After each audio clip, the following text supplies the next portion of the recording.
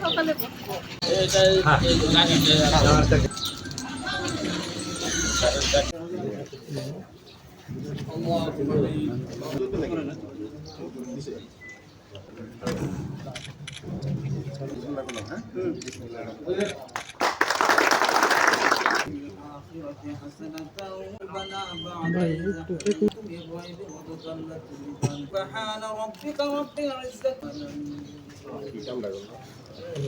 আজকের এই কার্যক্রম শুরু।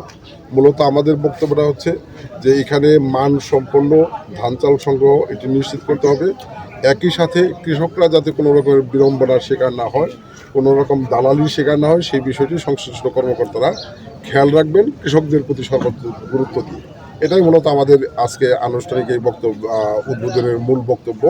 আমরা আশাবাদী যে জামালপুরে যে উৎপাদন হয়েছে, সরকারের যে টার্গেট রয়েছে সেই টার্গেট মানসম্পন্নভাবেই সম্পন্ন হবে বলে এটা আমরা আশা পোষণ করছি। ধন্যবাদ।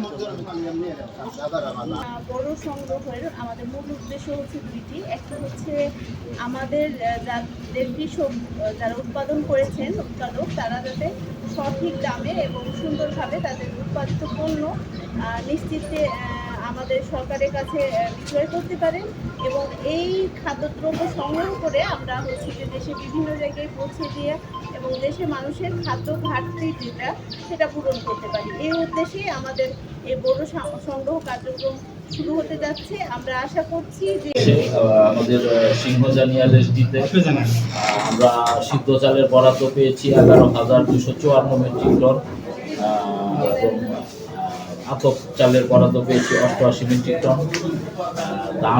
ধানের বরাদ্দ সদর উপজেলায় 3550 মেট্রিক টন এবং আমরা নির্ধারিত সময় ইনশাল্লাহ এটা সংগ্রহ